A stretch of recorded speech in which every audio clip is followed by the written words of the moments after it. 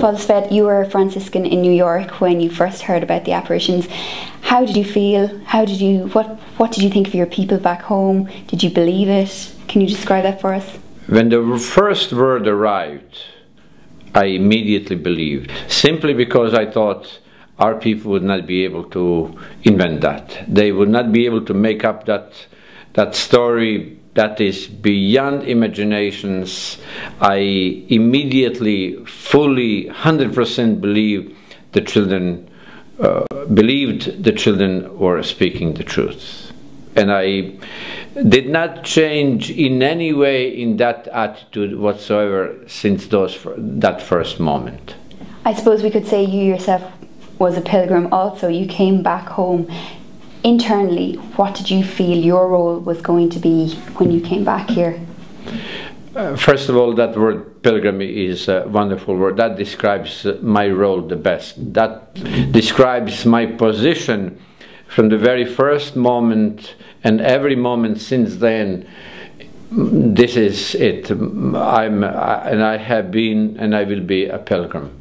Pilgrim with the very life, very existence, and together with everyone else. So I'm one of the pilgrims with all other pilgrims. And sometime, I think as we walk together, we are supposed to give a helping hand to each other. As simple as that. I realized I need to share this pilgrimage. I need to offer my insights, my reflections, as much as anyone else could offer something of their own in this journey of pilgrimage. At the time when the apparitions were happening, you had communism, a war was about to break out. Can you discuss the major struggles that you came up against at that time? First of all, every day in my life, all these days since, and all my life, I have fun. So, struggles.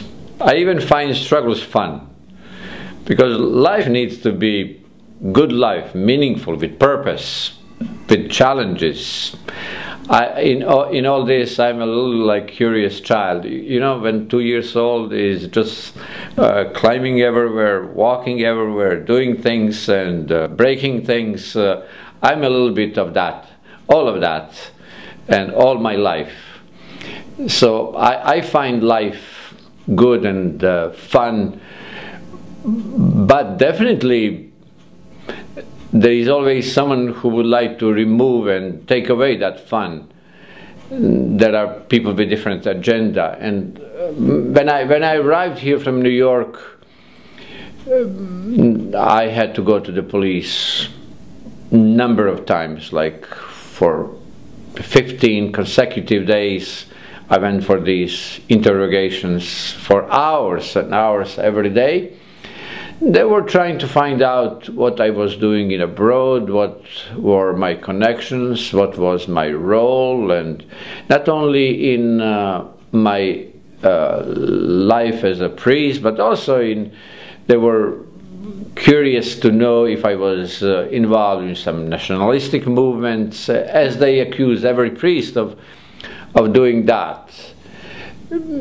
So they probably didn't like what I was saying. They expected some kind of cooperation and goodwill of mine. So they decided to take away my passport. So actually from New York I came to visit my family, and returned to New York. So when they took away my passport, I was not able to return to the States. And this is where a new stage of my pilgrimage began. I immediately realized, that I don't know Medjugorje, I don't know the details of the story, I don't know the content and what one should know and what one should do. So I started investigating and writing after my own curiosity, but I also realized that I need to provide information for the other pilgrims. So there was a little book, Apparitions of Our Lady at Medjugorje, that was published in '83, but first in France, and then later on in the States. And then I received an assignment here, which was very fun.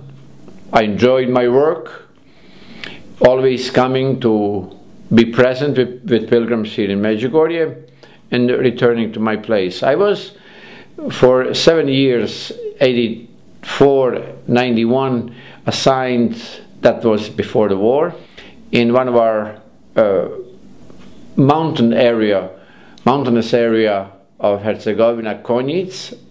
I was assigned there, which was a rather very, very poor area and poor parish, so I helped the life of the community and of the church there.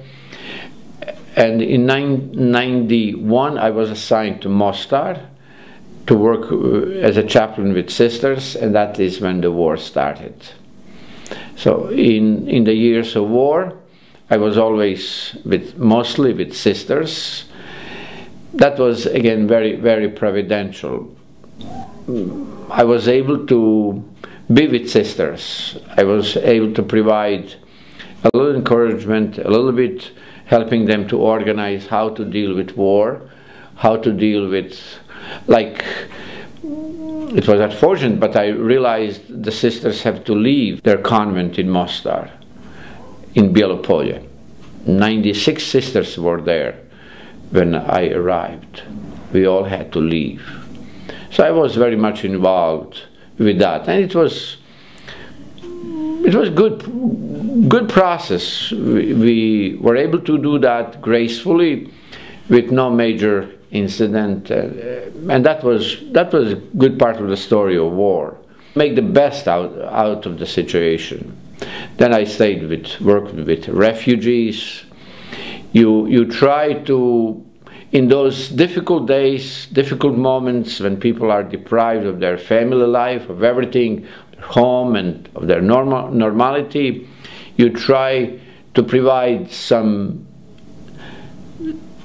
that is sensible, like people should not be left without food, without some kind of guidance, encouragement. That was my role in the years of war. There were moments, you know, one hoped it was better, but... Father Svet, you're leaving Mother's Village after 13 years. You continued onwards with Father Slavko's work. Where are you going in your heart next, and how has Mother's Village moved on in the time you've spent there? Again, all these years, these 13 years since the death of Father Slavko in 2000, I must say that we had good days. We have been very much alive. There was a presence of providential help from the Lord. I felt every moment the presence of the hand of Our Lady and of our Lord.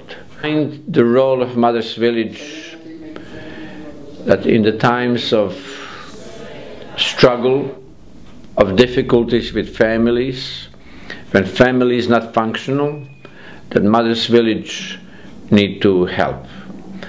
I think that every child has a right to have a quality childhood, to have the best childhood possible.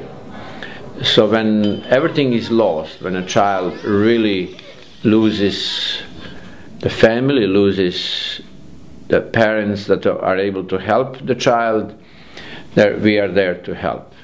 And I'm proud. I'm really thankful.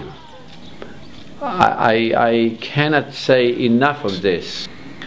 There were moments when these children were really with not promising future.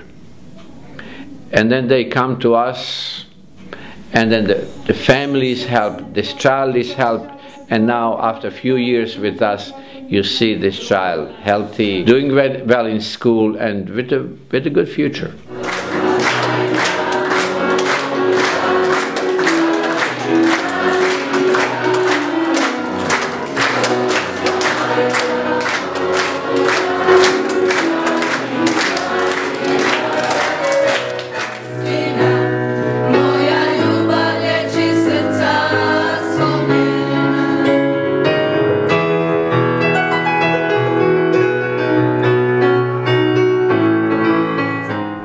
It's the end of an era. You could say you're moving on to the next chapter in your life. How long are you going to enter the seminary for? So this is a surprise. This is a surprise but life has been always surprise from the very beginning. Everything in life has been surprise. So nothing changed with having everything new. Going to the seminary, again working with and living actually with young people in our Franciscan community in Zagreb will be a real new challenge. I will need grace. There was one thing that has been on my mind thinking about this new place. I know that these people that I'm going to be with are smart, capable, young, and they have wonderful professors. They're intellectuals. I understand they do well in school. So my role will be just be there with them as one of the brothers, a Franciscan, and maybe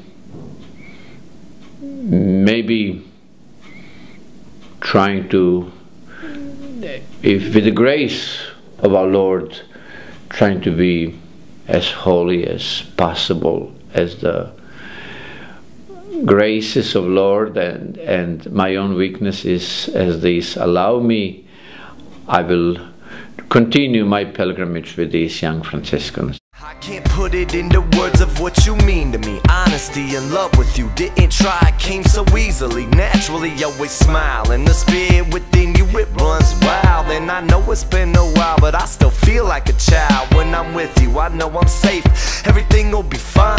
When talking across the table, you put your hand over mine. I go back to the time I didn't have the heaven.